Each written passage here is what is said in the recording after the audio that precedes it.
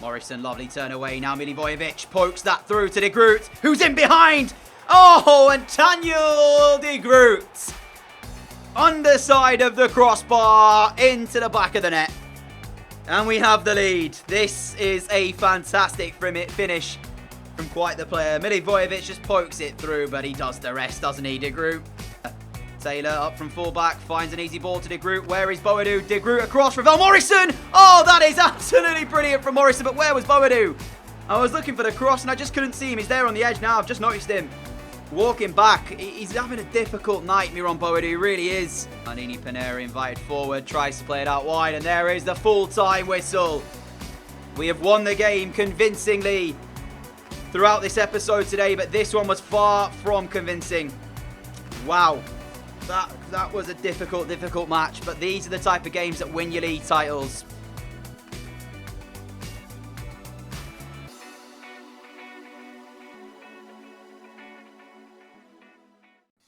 What is happening, my friends, and welcome back to some more career mode on the channel. Today we've got episode 8 of season 3 coming your way, and we've got Manchester City coming in the round of 16. Our first leg against them will happen today. In there as well, a quarter-final of the Cup against Heerenveen, a game against Ajax, and even a league game as well against our rivals with Vitesse. So lots to look forward to today. But as we are still in a transfer deadline day, this is how we begin today's episode. Got a few things to cover. So firstly, I wanted to see if I could get at least one more pre-contract signing in for next year. And that was going to be originally Toprak as a central defender. My assistant reckoned that he was on a wage of about 30,000, that we could get him close to £20,000 a week. I offered him 20k. He said it was insulting and essentially just stopped all negotiations with us. So a little bit frustrated with that. I decided not to show you it because there wasn't really much of a point. He didn't join. After that, though, I saw that Milik had a contract expiry, and throughout this, we were getting offers for Miron Boadu. One of them came in. I counted for £40 million. And I thought to myself, okay, well, if we can get a striker in as a replacement, I will consider letting Miron Boadu go. Now, we did negotiate a deal to bring Milik in, but he joins next year. He is coming in on a pre-contract. But then Fulham came in for Boadu. I renegotiated with them. £39 million is what we settled on. And both parties had agreed to the sale. And obviously them for signing him. So £33 million got put into our transfer kitty by the board. I will explain why I kind of let him go in a few moments' time. But straight after that, I thought, all right then, with Milik coming in next season, I need to bring somebody else in now. And I've had my eye on Jason Bushagli, a PSG right winger. He is a game-generated player. I'm not sure if he's a regen of anybody, but I know for sure that he looks decent. He was 77 rated. 3-star weak foot, 1-star skill moves, but if you know me, I'm not really that big on skill side of things. Stands at 5'10", and his free kicks, his finishing, everything you'd want in pretty much a striker was already alright. So I thought for now, let's bring in Bushagli. We're going to nickname him Bosch, and he is going to play as our number 9 for this season until, of course, Milik joins next year. So Boadu, he's gone. There was one more addition to the club as well for us, and that was Jean-Claude Todibo from Barcelona. £2 million minimum fee release clause. Literally just saw the badge. I wanted a centre-back and thought he might be decent, he might be not. I took the risk. He was 70 rated, so not terrible. He does a job at least for now, but it's not the massive upgrade I was looking at. I did want to bring in Jerome Boateng because he's 33 now. He's decreasing a little bit, but I thought just for a season for £8 million, he would be really good, but unfortunately, he's actually just gone somewhere else, so I actually couldn't make that signature happen. So, yeah, Miron Boadu. As you guys know, I'm a massive fan of Boadu since he's joined us. He came for so cheap in Season 1, and my plan was to kind of essentially model the squad around him and make him, like, the big player. But that's the thing. When you can plan for something like that, as we're going to go into game against Heerenveen, I'm going to use this time to talk about it. When you plan for something like that, obviously you can't take into consideration who comes through your youth academy and all of that good stuff. So we've had Daniel De Groot who's come through. We've got Jesse in the club now as well. Even Herrera is another game-generated player that I want to give more game time to. Alongside that, Patrick's come through. So we have all these players that I originally didn't plan for, who are like coming to the first team or what have you. So I thought if I was going to let Boadu go, it would have to be something that I would be happy with. Originally, I was thinking £30 million. But then I thought to myself, actually, 30 million is still not that big a fee for, like, you know, top clubs. And I did not expect kind of Fulham to be the team to pay the big bucks for him, because they're actually sat mid-table of the Premier League when you consider some of the offers we've had and kind of rejected from other teams. But I just felt 39 million quid. Boadu, 80 rated. Yes, he's a quality striker, but I believe his potential is about 85. So he actually only had 5 or so more potential ratings to go before he reaches and peaks. So for 39 mil, considering what I could have brought in and who I could have brought in, I really wanted to try and bring in Jason Boshagli, or Bosch as we're going to call him. So I just felt like the time was right, really. And I know I'm going to upset some of you for letting him go, but hopefully you understand my reasoning as to why, kind of, because I want to give the game-generated players more game time, especially even Herrera. I'm a big fan of him, and I think he's going to come really good for us in the future. So I understand completely. I'm going to frustrate some of you. Some of you might be more excited to watch Bosch play. I'm going to have all sorts of different outlooks on this one. So kind of, I guess, we'll see how that one pans out. Maybe it was a mistake letting him go. Maybe it's going to work in our favour. Only time will tell. But let's talk a little bit about the gameplay then. Quarterfinals. Heerenveen. We were 1-0 up. We took the lead through Milivojevic. And then we went 2-1 down. This game right here was harsh on either team that was to lose, because last episode we pretty much smashed Heerenveen. So for them to come back in this in the cup game, and I actually named a pretty decent side for this as well, and to give us a good game like this, I was very, very impressed with them, more or less. But like I said, both teams performed really well, and it would have been harsh on either side to lose this game. Bosch for us came off the bench to score the goal that made it 2-2, and it ended up going through to penalties. They stepped up first. Onana saved the first spot kick. Milivojevic stepped up first for us, of course, does not miss. Bosch was the man to take the second one. Didn't miss his penalty either. We were 2-0 up at this point, but it is going to go with the A-B system. You know, the A, and then we take the next two, they take the next two, that kind of thing. They slotted home. But in terms of penalty shootout, for me, you guys know how bad I am at penalties in this in this game. I actually thought we did quite well. They hit the post with this one here, and Fabra Amores had the chance to make it 3-1, which he did, as he put it into the bottom right corner. We then, with Jordan Abita, had this, the final spot kick of this one and smashed it home to send us through to the semi-finals of the Cup. So commiserations to Heerenveen. They were fantastic, and they gave us a very, very tough game, considering what we did to them in the last episode. But one team had to lose it, and like I said, whichever side did, it would have been pretty harsh on, because they were both decent on the night. And I was more happy as well to see Bosch get off the mark in his first game. You know, that was the big thing. Spending £23.5 million. He's now our club record signing as well in this series now. So we have to kind of, I guess, try and make him a world beater, because it's a big, big price tag for somebody like us to be able to pay that much money for a player, you know. So you've got to take that into consideration. So I'm just hoping he does well at the club, because I don't want it to be a flop, because then it's going to look bad on us, isn't it? But we move into the second and final of the post-com games for this one, which is going to be Ajax at the Johan Cruyff Arena. And right now, it's a two-horse race in the title race. It's us and PSV. After that, Ajax are in third, but they're so far down the list that they're not even really in touching distance. So coming into this, all my focus is don't lose the game. We're still unbeaten as well in the league. Still trying to keep hold of that, although it's not my primary focus. I'm not that interested in going, you know, unbeaten for a full season. I'm more interested in trying to do as much as we can in the Champions League and other things too. So yes, it would be great to go unbeaten, but it's not really what I'm looking at. And in this one, we did so well up until the last 5 minutes when Labyad smashed in from the edge of the area. I mean, when you're coming up against a team like Ajax, the players they've got, the quality they've got, I've said it in the previous seasons, they seriously have underachieved in this series for us, because the amount of times we thought they were going to do something and they've been poor. But that goal there just showcases their ability and talent. So I was quite frustrated with the 1-1 draw, but looking back at it now, it's not a terrible result. You know, we've come here, we've got a draw. It's a difficult place to play at. And all I can say is we did the job in essence. We were the better team, deserved maybe a little bit more from the game, but you've got to take it as it comes. For now, though, it's time to jump to live com as we take on Manchester City in the Champions League. Enjoy it. The moment you and I have been waiting for. We travel to the Etihad to face Manchester City in the round of 16 of the Champions League. It's our first knockout round available, and as you can see here is the side ready and primed for the game. As always, we go into it looking to try and grab a goal or two. Away goals of the most importance, like I always say in Champions League and Europa League football. Now, the thing is, we know Manchester City, they had, 4 or 5 players in the team of the year. So there's every chance that this is going to be a very, very tough night for us. But of course, we'll give it everything we've got. We'll try our hardest. Even Herrera leads the line. We've got Bosch on the bench, should we need to bring him on.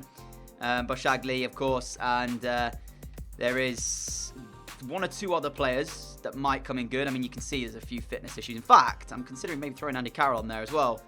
Just to have that ability to, you know, throw him up front if times are going a bit tough and we need a goal. So, yeah, let's get into this. Away at the Etihad. I've already seen Sterling and Gabriel Jesus. I've got absolutely no idea what to expect here. Champions League formalities out of the way. It's time to see the City lineup. And I just saw it as the camera panned down during the theme song. And let me say this. It's very, very good. Of course, for us tonight, Serge Gnabry makes his debut for the club. We were going to use him in the Champions League fixtures this year. And of course, have him fully next year unlocked for the league as well. As I was expecting to get him next season, not in January. But you guys in the comment section basically said we could use him in the Champions League. So I thought that was a good idea. That is the City lineup. Back 4, Marcelo, Danny Rose, Laporte and company. In the midfield 3, look at that trio. De Bruyne, Silva and Idrissa Gana Gueye. With a front 3 to do the damage of Leroy Sané, Sterling and of course Gabriel Jesus. For us though, this is how we line up. And we've got a decent bench. A few fitness issues though. We've got a back 4 of Taylor, Straumann, Bardini, Panera and Beister, Milivojevic, Patrick and Morrison in midfield 3, with Gnabry, Herrera and Daniel de Groot to try and do the damage for us. And we are off and running at the Etihad. City get us underway. And I think tonight it's going to be pretty much City on the ball for the majority of it. And we just have to try and catch them when they're not looking. One thing I don't want to do against this City lineup is sit back and just let them have the time in the world, because they will cause us problems if I do that. I think we have to get at them, but that's the problem if you do it. They open you up pretty well. Raheem Sterling across towards Sané and Noah Beister. Got an important touch on that as Daniel de Groot wins the header down towards Ivan Herrera, who can try and break now. Gnabry's gone. And look at this. This is where we're going to hurt them, I think, City. If Serge Gnabry can play Daniel de Groot, we might be in de Groot. And it's in the back of the net. City 0. The Graafschap 1. 10 minutes on the clock at the Etihad. Daniel de Groot has scored. That is where we are going to cause City issues on the break. Oh, man, what a start. Did not expect to get a goal early doors here. Ederson with a big touch on this. Serge Gnabry's pass towards Daniel de Groot and he just finished it off. Ederson probably will be kicking himself that he hasn't saved it. But the fact of the matter is, City, they were in our box a matter of what, 10 seconds before this? Sané's shot blocked. We countered. Won the flick down with Herrera. And then after that, it was all about Gnabry's pass to Daniel de Groot who finishes it. Get in. City with a high press, which we have now managed to beat as Ravel Morrison, de Groot, and this is where they've got to be careful, Manchester City, but they've done all right there. Their press is so high that if we beat it, they're in trouble. The problem is it's so difficult to actually beat it, as Gnabry's going to get a touch on that. Now Herrera, back towards Serge Gnabry, who's enjoyed a very good debut start here. And he looked for an early shot to maybe catch out Ederson, but he put it wide of the post. I mean, literally, all you've seen from us so far is have 2 attempts. Other than that, we've just been trying to stop Man City from building. And their press is so high, man. This is where the problem now comes in. Leroy Sané bursting down the left. Swings in the delivery. Jesus free header. And Andre Onana with a fantastic save. I just saw him completely unmarked in the box and knew that Jesus was winning that for a free header. And it was at that point, you're just relying on your goalkeeper to potentially save it. And thankfully, Onana has done. But if we're going to give City that time and space in our box, they're going to cause us problems and they will score. Cannot allow Jesus to be completely unmarked. Taylor up against Sterling. Beats him for the first one. And how is that a free kick? How? In what universe? Frustrating, man, because the referee's given him a really good way back into this game. And Greg Taylor literally did nothing. And with the delivery that KDB can cause, you know what I'm saying? It's literally nothing. Bernardo Silva back towards Jesus. 1-0 still here, sorry. I was about to say 0-0. As we don't really clear our lines very well. KDB from distance. Should have been City back in the game, but it's not. Remains 1-0. But again, never a free kick, ref. Oh, fantastic from Milivojevic, and he's played Serge Gnabry, who's in behind. Gnabry towards the edge of the area, it comes back out, and there's number 2! Ravel Morrison's got it! What a debut from Serge Gnabry. Set up Daniel de Groot for the first one, sets up Ravel Morrison for the second. 23 minutes left at the Etihad, 2 away goals for us as well. This has been the dream performance. We weren't good in the cup, in the game. Who's it against? Herenveen. And then, of course, Ajax. We weren't good in that game either. But to be fair, tonight, we've had less of the ball, I'd say.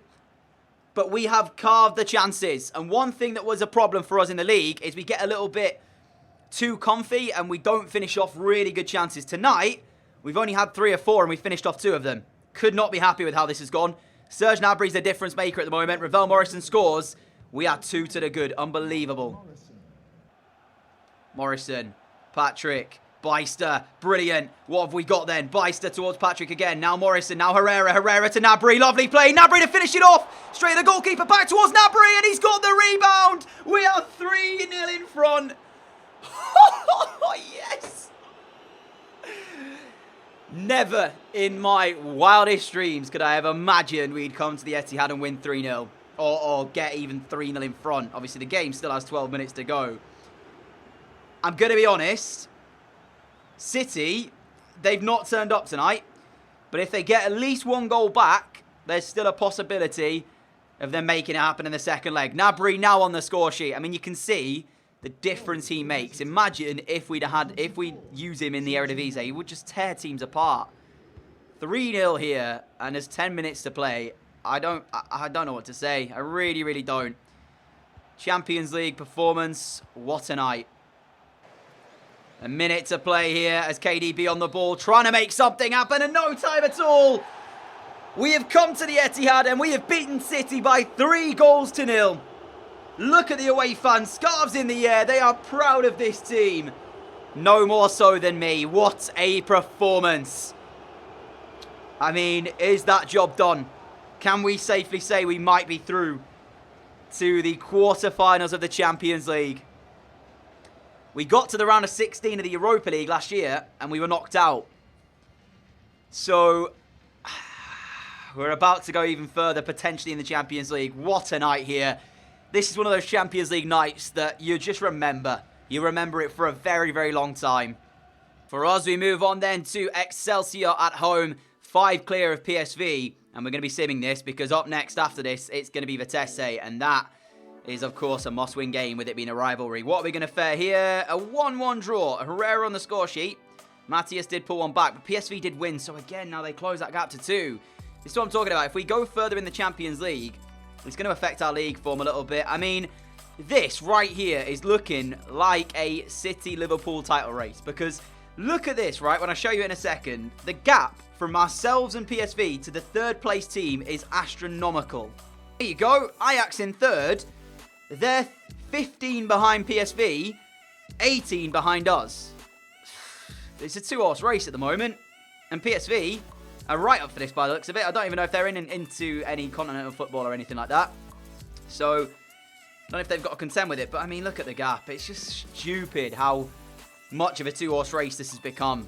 No punches held in our team selection for this one. Vitesse is the team we're facing away from home. It's a very strong side. Bosch leads the line in place of Ivan Herrera. We love Ivan Herrera, though. We can't deny that. You know, the ball beauty does spits for us when he's in the side. Odegaard on the right, Jesse on the left. Midfield 3 the same, back 4 the exact same. We've got 3 games in the space of 5 days coming up now, which is just stupid, but we're going to have to make sure we're using the best of our ability in terms of the players we have got. So, Bosch, what can you give us up front if we need to? Evans on the bench. Let's jump into this. And we are off and running. It didn't take Bosch long to get his first goal for the club. And he didn't get one in the last game that he played. But 2 appearances, 1 goal, not too bad. Obviously, it was in the cup against Herenveen, his goal. Do let me know if I actually did say his name right, Boshagli. I probably didn't. And now I've nicknamed him Bosch. It looks pretty stupid because I didn't get it right in the first place. That wasn't the dream start, was it? Well, there we go. Good start to the game. We've seen ourselves end up having to block a shot immediately. So now we've got some defending to do from the corner. Don't say I'm going to concede in 5 minutes. That would be a horrific start after beating City 3-0, especially with our strongest lineup. Please get on that then, Beister. Yeah, have you got it? Well, I thought you did. What? How did he not get away with that ball? No, a Beister there. I mean, that is absolutely ridiculous. How has it gone in as well? How do we go from smashing City 3-0 to this? Beister should have got that ball 100%. Then we get... Nah. Either Onana should have saved that or that shot shouldn't go in. Stupid how he scored that. Really is. But we're 1-0 down. We're going to have to fight back. Dream start against City. Dream win. Back to planet Earth with this one, it looks like. I mean, at least there's still ages to go. But how Noah Beister... Oh, for crying out loud. How Noah Beister didn't actually just run away with the ball like he should have done. It seemed like he ran past it. I don't understand that. It's like he wasn't locked onto the ball. Here is Patrick. Now Milivojevic. Milivojevic out wide towards Jesse. Does enough to turn inside. Jesse towards Bosch. Bosch to finish. Bosch does finish. Vitesse won. The Graafschap won. And it's Bosch who's got the goal. Love it. Really good work from Jesse, though. He was sent a little bit wide. He had the composure to pull it back, and we had to rely on the pass back inside to Bosch, who's finished it with a left foot. Now, to give you guys some background, because I'm not even sure I've showed you his stats, Bosch right now is actually only got a 1-star skill moves, 3-star weak foot. So, left-footed by trade. He loves the outside of the boot, it seems like, because both goals have been with the outside of his boot. But as it goes, Jason Bosch, as we call him, has got very, very good striker stats in terms of finishing and such. And he's, 5'10", I think. So, it's not a bad height either. I mean, don't concede straight away after getting back in the game. There's a delivery towards the box. But Antonio Pinera underneath it. Not a great defensive header away. Another cross going to be put in. Beister's all over the place for some reason. He was unbelievable against City. So far here, what's he doing? Another corner. We conceded pretty much from the last one. It goes up. I thought he'd given a penalty. I saw the thing pop up on the top right, and I was like, don't tell me you've given a penalty for handball. Milivojevic trying to work the space, maybe to have a shot. Erdegaard doesn't really give him a good enough run for us to use, as Patrick is now found on the edge of the area. We know Patrick can hit them. Looks to place one instead. Oh, and it's absolutely brilliant. Patrick, you can take your bow, my friend. Vitesse 1, the Graafschap 2, and it's Patrick who's got it. I always talk about his capability from distance with the shots. But he didn't lever this one. He just placed it. And in it went. And we love goals like this because it shows that he's got the quality and just the composure to pick the spot and find it.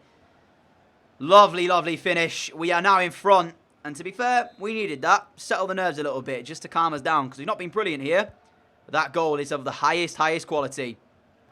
Erdegaard. Bosch might just be in. Is he onside though? Bosch for number 3. And number 3 it is. Immediate quick double has pretty much done the job here, it looks like.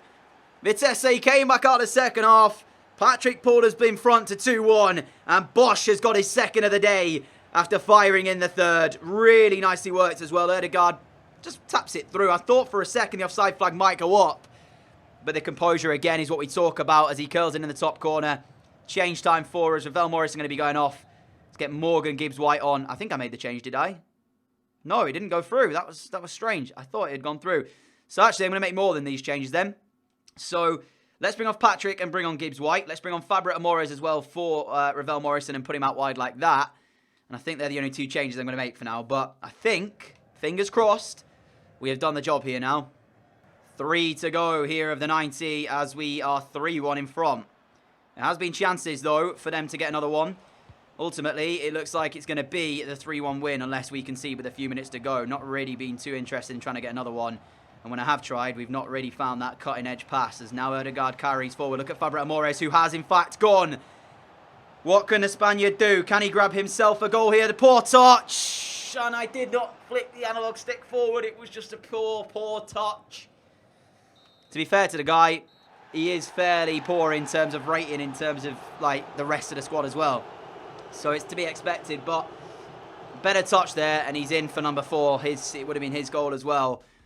Not meant to be, but Bosch got 2, and we win 3-1 after not really being the better side here. We've just got to take that because, you know, who knows how PSV are going to do. They're probably going to win, so we needed that victory as well.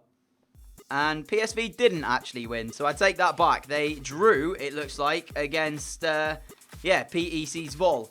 So, decent result for us, that. We've got SC Emmen to come next. 5 points clear. with not too many games to go at all. 24 already played. 10 more games remain for us in the league, and we have 5 clear. Of course, we're still in the Champions League, though, after that fantastic win today against Manchester City, the second leg of which you're probably going to see next episode, so do keep that in mind. If you have enjoyed today's video, guys, a like would be greatly appreciated. A massive thank you for all of the support, as always. Really appreciate it. And, of course, if you are new around here, like what you see, hit that subscribe button down below to follow me on the channel. We upload every single day. I'll try to at least. Given the circumstance at the moment, though, I am currently in my, sort of course month, exam month, if you will. So the uploads have been a little bit affected due to that. I'm going to be hopefully getting back to daily uploads from the beginning of, what we're in now, May, so June. The beginning of June, I have got, obviously, May coming up, which is, like I said, exam month. So I'm pretty much focused on making sure I don't fail, essentially. So, yeah, I'll try to keep as consistent as possible in the coming days. And I'll see you all again next time out for the second leg against Manchester City to see if we can make it through to the quarterfinals of the Champions League. That's the big one. Can we do it? We'll find out next episode. Until then, adios.